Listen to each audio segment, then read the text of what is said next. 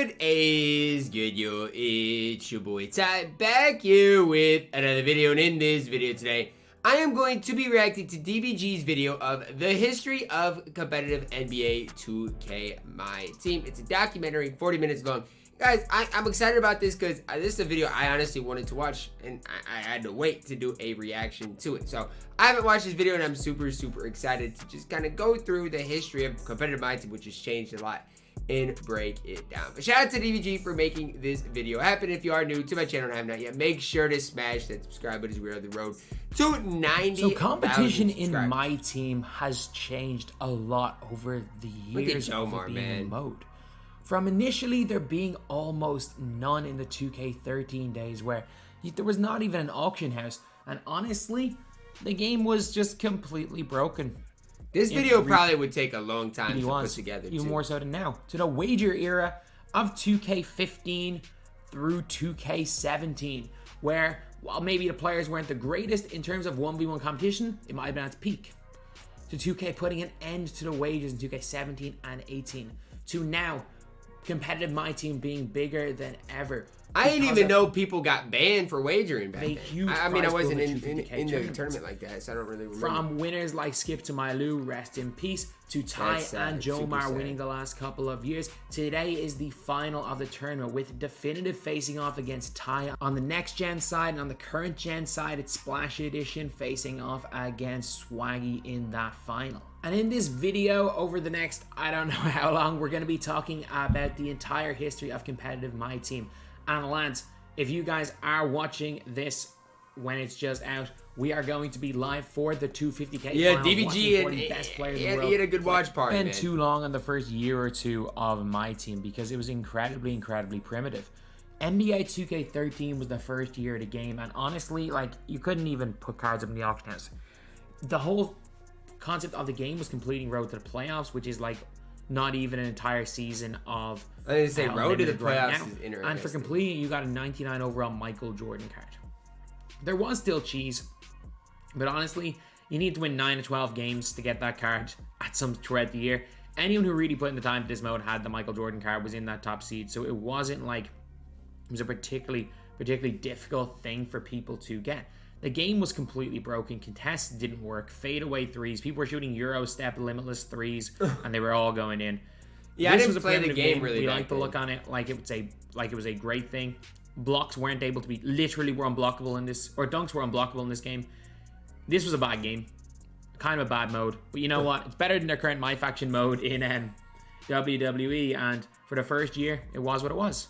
2K14, however, was a bit of a different game. It didn't necessarily. I was gonna say, I think the first MyTEAM I played maybe was 2K15. As much in terms of like depth, because there was no like prices based on real players. There was a lot less to do. There was literally no competition on the next gen game. However, on the current gen game was the start of a little bit maybe of what you could consider competitive MyTEAM. So we're looking right now at CashNasty going through his collection. Current gen 2K14 was the best player in the world. And the reason why I'm talking about this gen rather than the PS4 version is... See, like in 2K15, 14, I really wasn't in the game, in the community, so it's weird that Cash was the best player in my team. That's weird. There was a leaderboard for the first time ever, and the only ever time there had been just a general leaderboard. I wish there was a leaderboard, not by man. anything else, but a full-on leaderboard, which Cash actually spent a lot of time as the #1 player in that game. He's at 14 right now, but he did spend a lot of time as the #1. However, at this stage, there was no real incentive for taking the game seriously, so people really didn't. Like, you were seeing a lot of guys running 2 bigs. There was not too much cheese in this game. However, one of the big things was this was the start of the off-ball 1-3-1 zone defense. I do remember that. CashNasty was actually the main reason why off-balling was a thing. The guy basically ran a trap 1-3-1 zone defense where he controlled the middle guy at all times. The other 4 covered every shooter, and he would just double with that middle guy non-stop. Well, obviously, off-ball became like a lot more kind of like nuanced, and like there was a lot more tactics involved in it. This was the initial start of baiting. And yeah, you guys are talking about Ty this, Ty that. People even think YBC was the start of those off-ball zone trap defenses. No, it was in fact Mr. CashNasty is himself. crazy because I didn't know that. However, so it's 2K15 with the introduction of the auction house started one thing. And while you might say that it wasn't necessarily competitive, MyTEAM, I personally believe this was a huge thing that started what was the competitive community and what has become the competitive community since then. And that was wagers. And there is nobody that we can, like, that is synonymous with 2K15 wagers more than Jesser the Laser himself. Back in those days, there was no banning for MT buying. There was no banning for wagers. So people used to wager cards. On YouTube, they were some of the biggest videos of their time. They were. So many. And I feel like I wish we could still do that. Not that, I mean, I don't think DBG or anybody would play me, but like, it was just fun. YouTubers got their big breaks from this. I do remember the likes of Kuda came up on these wagers. Jesser, obviously, as we've said. And who can forget the likes of Flight Mike, LSK. Obviously, Cash had his big break this year. And honestly, one of the most iconic people for constantly losing, LNU. However, with wagers being as big as they were, there was nothing in terms of tournaments to find out who some of the best players were. And two guys decided to take things into their own hands in 2015. They created a tournament called King of Kings, which was a tournament designed, I'm not gonna lie, KOK back then, I feel like was a really bring together the biggest really MyTEAM content creators, guys in the community. So we had the biggest streamers, the biggest YouTubers playing in this tournament. As well as that, bringing in the guys that are just sweats, the unlimited sweats, the fans. And those two guys were King Arthur, and while you may know him from his work with the 2K League right now, BLK Frank White was also heavily involved with creating the King of Kings all-time team MyTEAM tournament, which pretty much everyone credits with being the start of the real competitive MyTEAM community. And in this tournament, yeah, they don't really do it anymore because back then they used to like do no off-ball and stuff like that, and it's just like it's not really pretty much every one of the big names played. We had CashNasty playing in this tournament. We had Jesser the Laser playing in the tournament. Troydan played in the tournament. That kid Kuna played in the tournament. Los Pollos? As far as I'm aware, we also had guys that are currently known in the competitive scene. We had CB13 who made the Xbox Next Gen final, current player for the Golden State Warriors 2K League team.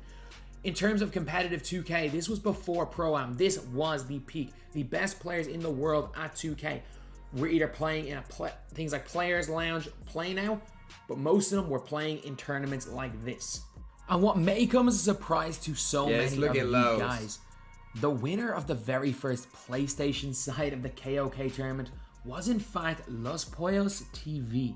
Los was an absolute demon at 2K15. He also had a LeBron James Pink Diamond card, which almost nobody had, which meant that his Miami Heat team all time won basically every game easily. But at this stage, this is before obviously Los became an IRL streamer, or not necessarily an IRL streamer, reaction streamer, before he became an absolutely huge streamer. This what am I watching right now? What am I watching? Sweat and no way we're saying this is like a sweat. Like what am I watching? For his time, the Xbox side was won by Big C Richie, proving that age is just a number and that even an old man has a great chance of winning a 2K tournament. Proving that there is no limit on what age people can be great at 2K. If someone as old as Richie could have won in 2K15, especially running through a damn Sean Kemp card, there's hope for all of us. 2K16 started out kind of the way 2K15 finished, with Chris Smooth running an MT Wars tournament, which contains a lot of the best or the biggest content creators in the world who may not have necessarily been the best players.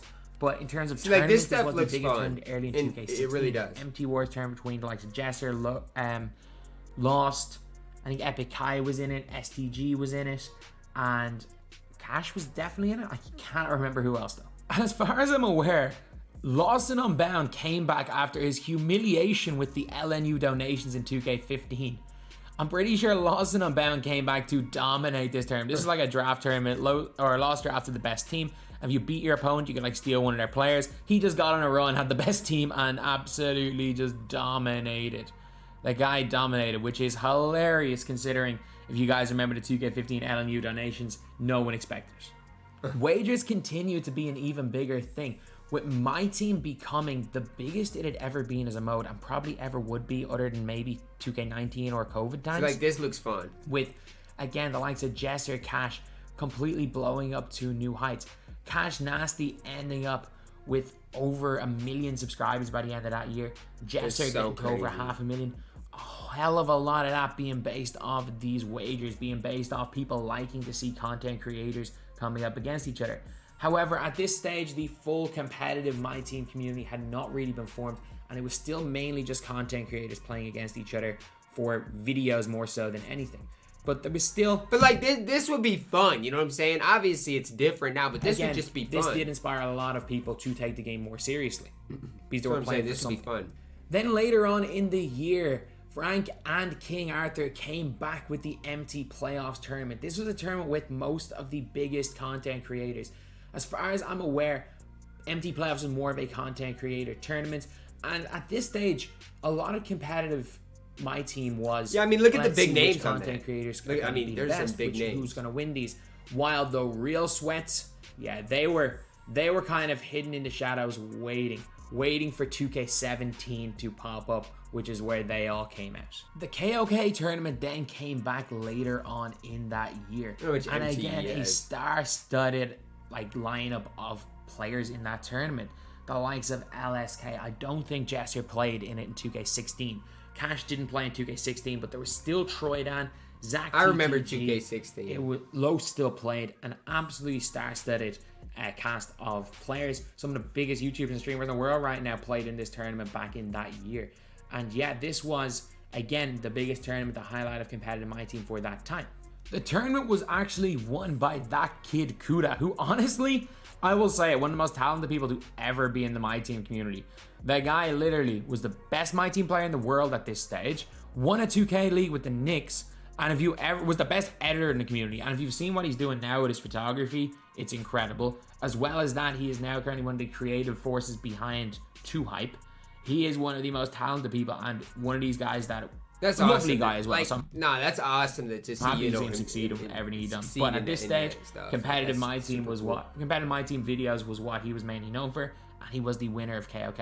I have absolutely no idea who won in 2K16 on Xbox. I'm pretty sure it was Leafy, but I know for a fact that Leafy was a Insanity, who still to this day is arguably a top 3 or 4 player in the world in the final of KOK2. 2K17 though, one person changed the game.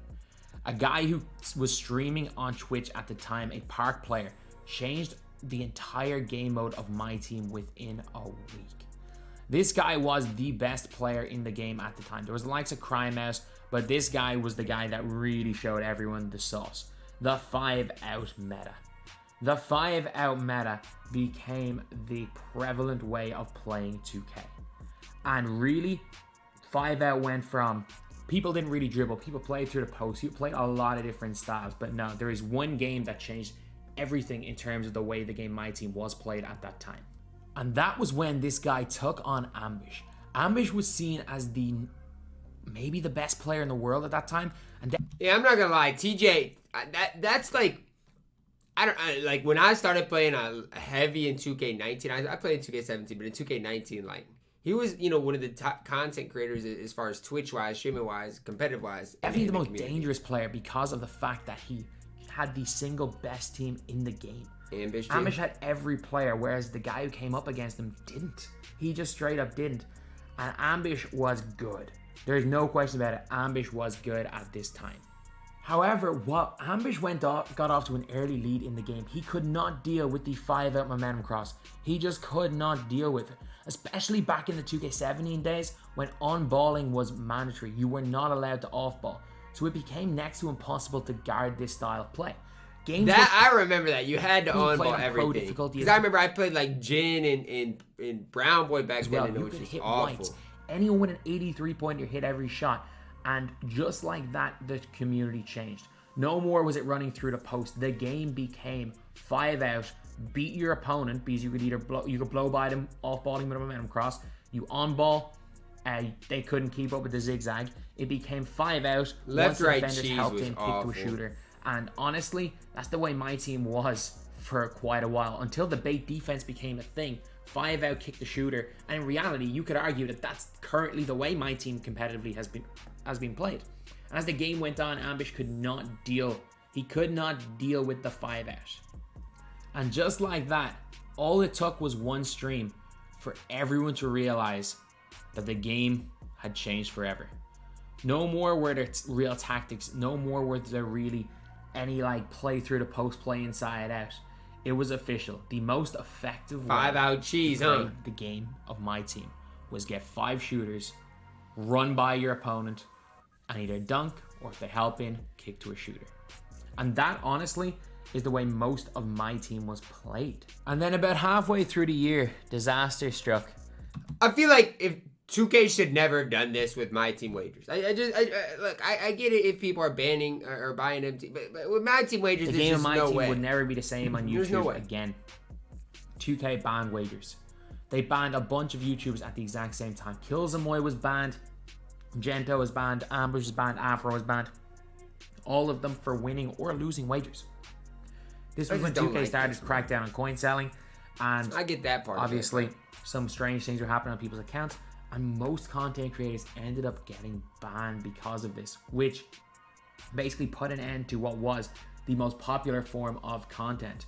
I understand why 2K had to do it, but it did kill the mode in the eyes of a lot of people. But again, the KOK tournament was back. However, this was the first year where there were some serious gameplay rules. You were not allowed to play 5 out. You were not even allowed to play 4 out, 1 in. You had to play 3 out, 2 I remember in. this. You had to on-ball. There were a lot of just kind of rules where I understand why they were rules, but as the tournament went on, there were a lot of disqualifications in this tournament this year. However, it still had a stars to the cast. Zach TTG played in it after his first year being in 2 Hype. I was playing in it. I'm actually still, as far as I'm aware, the only European to ever win a round in KOK, and I got to the Elite 8 this year where I came up against Caldy and unfortunately lost. They're a good start. And then the year after, I got to the Elite 8 and lost to, well, I got disqualified. I had beaten YBC to get to the Final 4 and got DQ'd. But yeah, the tournament still was the focal point for competitive MyTEAM that year. I mean, it was a good tournament. With the game being on it rookie definitely was. difficulty, Hall of Fame range extender, Hall of Fame difficult shots, as well as the fact that you couldn't play off ball, it became a bit of an issue. Fading threes became the aim of the tournament. I remember in 2K, I think it was 2K17, yeah, fading threes with Hall of Fame Limitless, which is crazy. I remember T-Mac. T-Mac was just limitless crazy. range fading threes. T-Mac was crazy. As you can see here again, Caldy facing up against the eventual winner, Rudy. Caldy has quite a bit of a lead right here, but Rudy for the whole game, You got he's T-Mac. taking his It's dunks, probably over. but his bread and butter was shooting those fadeaway threes. While Caldy was good at it, man, Rudy was great at it. Again, on rookie difficulty and play with friends, everything went in. As the year went on, it just turned out that the guys who've been playing in the stage, who've been playing the parks, who were a little bit good at those fadeaway threes, yeah, once this game went to rookie difficulty, it was just GG. Those guys became unguardable. They became unguardable in my team, and it was just people figured it out very late. This was the first year of people really figuring out the cheese, whether it be 5 out fadeaway threes. We had YBC's big defense, a lot of things like that. This is the first real year of people super sweating the game. 2K18 started where 2K17 left off, with banning massive content creators, well and truly putting an end to wagers and driving away a lot of the actual biggest content creators from the game at that time. And what he had done in previous years, this year was the big introduction to the bait defense, the bait zones, the off-ball baiting, trying to force people into taking your shots. And a big reason, while he may not have been the single best at it, I would say Goggles was probably the best at baiting. Goggles was so good. Goggles was so elite. YBC was the guy who put a lot of people onto it, because out of nowhere he was just beating everybody. He got to the final, he had the most Final Four tournament appearances. This was the year of, in terms of competitiveness, YBC may have been, outside of Brown Boy, the number 2 player in all of the Brown Boy was so good. Nobody knew how to deal with his defense. However, 2K18 was 2K18. Like, I don't really want... Just like I don't want to talk about 2K18 or 2K21 next gen. 2K18 was 5-out blow-by animation. Like, literally... I remember this was the year I played Prime the most. Right. Yeah, it was 5-out just You would just blow-by. 5-out. Wait until you... Like, 5-out, blow-by, blow-by, blow-by. And if they... Like, if the blow-by didn't work, you would just walk backwards. Like, here's me playing MTR tournaments. Like, I ran a couple of tournaments. KOK was still a thing. But, man, 2K18... The game was just so dead that there's no point even really talking too much about it. Because right after 2K18 was the start of competitive MyTEAM being over. 2K19. The 250k tournament ended up getting leaked, which honestly led to so many 2K League pros or potential 2K League pros deciding to focus on MyTEAM. While a lot of guys like CB13 were already coming from MyTEAM, a lot of guys did. I'm pretty sure Compete came from MyTEAM to 2K. This changed the game forever. I'll say it. This was the real time we saw these Pro-Am guys who play the game at a higher level than all of us because they do it for a living coming into MyTEAM. And this 250k tournament in 2K19 is the reason why Splash Edition, one of the biggest MyTEAM creators right now, got into MyTEAM in the first place. Because there now was an incentive for the best players in the world to not only look to try and make a 2K league where they're getting guaranteed money, to play for a life-changing amount of money in MyTEAM. The tournament, however, was a bit of a disaster. We still had the same broken qualifier system then that we have right now. It's gotten better. I will say it's gotten Awful better. qualifier. And when I say that, the scoring system's gotten better. The leg out stuff like that is still terrible, but the scoring system has gotten better. Where there were multiple boosted wins. We still had plenty of error codes. And the quote-unquote private servers where there was going to be no lag caused every single player to be delayed in the tournament. As well as I would say I don't think it's bad anymore. Test patch 3 days before the tournament. So yeah, basically, they used to patch so many it, people's man. tactics had to change completely. A tournament for $250,000 or nothing. And 2K bringing a patch 3 days before left, right, Jesus, crazy. And honestly, this isn't the only time they go and do that. As well as that, it just, the finals, I mean, the finals went as they could have went. I don't necessarily think that the finals were too bad a thing, but the tournament, again, not being in person, everyone being lagged up. 2K19 was so fun. Making it through a PS5 side. Turn-up's a demon, but a lot of that due to just having the better connection. It really did not bode well for the tournament, and a lot of people looked at how badly this was ran and thought 2K surely going to run something better in the future. A newsflash, you'll see later on, if you know anything making better than MyTEAM, you know they haven't. The tournament in the end was won by Skip2Mylu. Rest in peace, Skip, after a 2-0 sweep of turn-up defense. We then had to witness one of the most painful interviews this was terrible I've ever seen. Of Ronnie 2K interviewing Turnup after losing $250,000, getting nothing, asking him if he felt the crowd love, and then saying, "You're not leaving here empty-handed. Here's your Xbox One X gift bag." After losing out on $250,000. I don't even know. I don't even have the words for that. Somebody did that to me. Ronnie had the audacity to ask Turnup if he felt the crowd love, and then say, "You're not leaving here empty-handed," and handing him a console which he already owned. I can't believe it. I still can't believe to this day that happened. But congrats. Again, Turnup won the 2K League that year. And huge win for Skip in the first 250k. And rest in peace, Skip. Not much happened after 250k. Okay, why do we... Late game to my Cheeto sandwich video. 2K19 was ran by this Yanis-made Play With Friends Warrior Cheeser right Look here. at my setup in the back. This guy right here came out of nowhere in about May and won one of Valor's tournaments by beating everyone by about 20 points. The guy only started playing MyTEAM seriously in like December, but it was the start of the bait defense rim running era of MyTEAM. TyDeBo came out of nowhere and just changed everything with 2K19, beating so many people incredibly comfortably, if I'm being honest, at that time.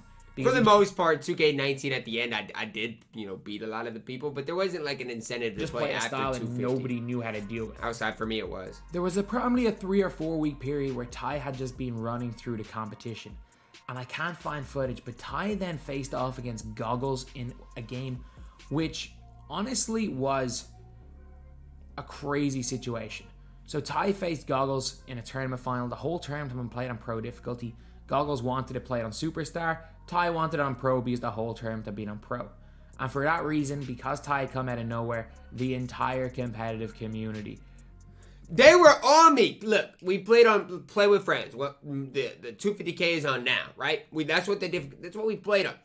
The entire tournament, then Goggles said, yo, let's play on Hall of Fame. I was like, bro, like, why change it? Like, nobody, you know, I get tournaments are ran on Hall of Fame right now. I don't know why, right? The money's not on Hall of Fame, but it is what it is, and I wanted it on pro. Everybody hated it. Piled on the guy.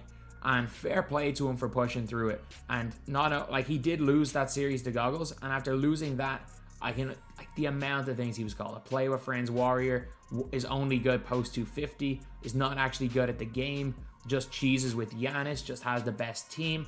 Every excuse in it was the book. Crazy. And then Ty went out for the rest of that year to win every MTR tournament for the remainder of the year.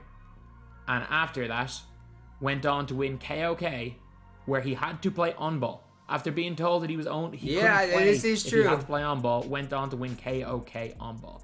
But then people were saying he wasn't going to be good in 2K20. I mean, we all know how things have gone since then. But yeah, that was really it for 2K19. 2K20 started off a little bit more quiet than 2K19. The competitive level players were kind of scrimming amongst themselves. Pervy was running MyTEAM. What is this? Is this in the 250K finals? The competitive level players in the 250K finals. What did I just say? Pervy was running MyTEAM League. The competitive players had their own group chats. They kind of stuck to themselves. They didn't want to give out much of the sauce, especially prior to 250K. And because of the fact in 20, a lot of these guys were making a lot of money off 12-0 runs. So they didn't want to give the sauce out to everybody so that they would struggle with 12-0s. However, 2K decided, again, just like last year, where the shock and test was the main factor in how the game was played, 2K decided before the... Literally 3 days before the tournament, they patched everyone's offense. Like, what are we going to do? I think it was the Wednesday before, they were going to patch the behind the back. The behind the back explosive was the meta. It was the meta. Nobody had a clue what to do for the tournaments after the most overpowered and main thing people did was patched. The 250K tournament on PlayStation was crazy, with Splash getting delayed against Jomar, losing him first round. Then suddenly in round 2, Jin upsetting Ty in what was an incredibly close game all the way. That was a good game. That was definitely a good game. All the way to FSU, literally shooting a full bar to win, or for the win. 2K20 was maybe the best 250K tournament. The class guy who honestly was a different class to Jomar. Jomar was just so much better than him in this finals, even though game 2 was quite close. But yeah, NBA 2K20 up until really quite... I can't even remember when my team was that big, because again, after 250 it kind of died down, but then we all know a pandemic happened. And in March 2020, a perfect storm happened in competitive MyTEAM. Ty started off the month by winning the global championship and starting to... so I lost in 250 and then I went to globals like a week later, and give out a little bit of the sauce. People started learning how competitive players played. People got more of an insight into the mind of competitive players, as well as the fact that people were kind of locked inside. We saw a lot of really good Pro-Am players. Gravitate over towards MyTEAM. And we saw more and more guys, well, they just had more time to do 12-0. So these top competitive players were practicing day in, day out. They were playing the game for a living. And with that became probably one of the periods where competitive MyTEAM, in terms of money, wasn't really there. But late game 2K20, you could see by the amount of people that were playing, the amount of people watching streams, the amount of people that were interested in it, may have been the time where so many people got interested in the first place in playing this game mode competitively. This was around the time when MyTEAM Madness... Shout out MyTEAM Madness, because honestly, post 250, there really wasn't too much going on. Which became, MyTEAM Ranker was a little bit, but... competitions in MyTEAM, because they were paying cash prizes. or they're paying to enter, their cash prizes were huge, and people began playing for quite a bit of money. It was also... But it was all on one gen, not split between current and next gen. This was Players Lounge wagering. People started playing this game more and more for money. Because again, people like to side bet because, well, that's just the way gaming is. Amongst competitive players, there was a debate at this stage what the best way to play was. By running deep hash, which was running the angle I ran right there. That's what I did. Forcing the AI to just run off the corners. Which honestly became one of just the main ways people played. You would run at this angle and the whole defense would just help off completely. It would just help off completely. That's all I did is ran deep hash. It was unguardable. There's another way that people played, 5 out. which was 3 hunting, which was dancing around screens and throwing. I remember that was a big debate, like rim running versus 3 hunters. However, late game, people realized that neither of those was actually the most effective way to play. The most effective way to play was dribble glitching. People still ran deep hash occasionally. People still hunted 3s. But at the end of the day, anyone who is not holding L2 while in some sort of an unstealable dribble glitch animation was going to lose in NBA 2K20. It was as simple as that. It was as simple as that. The dribble glitch was sad. You got into a position where you could dribble glitch, and that was all you did. That was all you did. If you never played in 2K20, you had a player with the Pro A between the legs, the normal 2 behind the back, the normal 1 between the legs, or the Pro 2 between the legs, and you would glitch that. And then late game, obviously, breezy Yao Ming glitching was a thing, but I mean, that was kind of too late game that was really a factor. But late game 2K20 was the worst video game terrible. I have ever It was played. literally terrible. You literally just dribble glitched. That's all anyone did. Competitive MyTEAM was a thing to start 2K21. After the summer of 2K20, from the get-go, there were MyTEAM Madness tournaments being ran. People were trying to play this game at a high level straight away. There was no more hiding the sauce. Everyone knew the sauce. There were no more 12-0 grindings. People were no longer secretive. Everybody knew everything. People were playing this game non-stop for money. And honestly, the level pickup in 2K21 was huge. Obviously, let's not forget week 1 DBG. When stick shooting was a thing. When stick shooting was a thing, that was number crazy. 1 player in the world. world. That was literally crazy. And then, let's not forget week 3, week 4 DBG, even after the stick patch. I only lost to Swaggy, who's in the final today, by 6 points on his host. I lost to Swaggy by 6 on his host. I was a demon at the start of that game. And I really want to say that because it's the only time I've ever been a demon at any 2K game. So I will not let you guys forget about that. But this was a tie versus splash game. In 2K21, people. I'm trying to think what this was for. I don't remember. This was a big matchup. No, I had to shoot. No one really. This was MyTEAM Madness, I think. Early, but one thing people did know: Steph Curry was a damn good card. Yeah, he was. Steph was so good. And Hall of Fame Showtime, or even Gold Showtime, and Heart Crusher ruled all. What they were was a badge that if you got 2 steals in a row, as you can see, all of Splash's teams is cold. What happened? Splash turned the ball over twice in a row and his whole team got cold ring. You would get 2 flashy dunks in a row, your whole team would be on takeover. So if you got 2 steals into 2 flashy dunks, it was crazy. It was actually your whole insane. team would have takeover, their whole team would have cold ring. The entire meta of this game, forget about 3 hunting, forget about certain things. The entire situation, 2K21 on current gen, was could you get takeover before, or could you get showtime and hard crush your opponent? Because when your opponent got hard crushed, they had to send in their bench. Like, look at this. He hasn't scored in 3 minutes and his entire team is cold. And as expected, his 250k quals, they were an absolute disaster. Yeah, they were. I got air coded in my first one. So first week, almost everyone ended up getting DQ or getting error coded. Again, I'm gonna say this: I would have qualified week 1, got error coded. Splash got error coded. Ty got error coded. Jin got error coded. The guy who changed the game in 2K17 got error coded. And then when we're looking at people that did qualify, like there's dudes literally zenning. This was sad. This was sad. Crying at dudes, like this was half sad. the people that qualified Zend. Half the people qualified Zend, and then we saw someone qualify under like 3 different accounts. It was sad.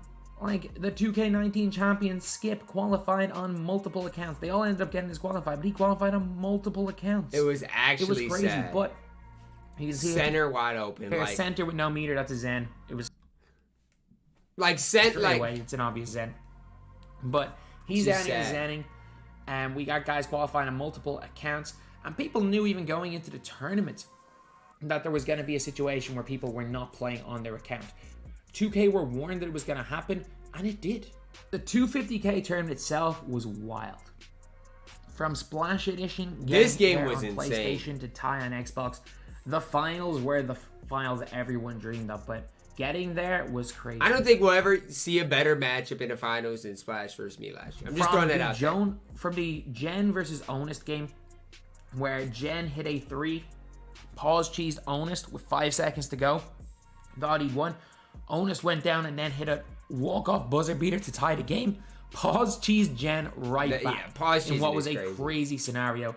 To the Zeb Warrior versus Victimized game where they post-hooked each other for 5 overtimes. Last year's 250 was crazy berserk, an absolutely berserk tournament. And it was, a part of it's because there was only one, however, Gen. Something that we warned 2K was going to happen, happened. So you guys can see here, Ty is playing against Jomar in the Xbox final. But if you watched on the day, Jomar lost. How is he in? Because Flying Guy Rai changed his PSN name and then sold his account.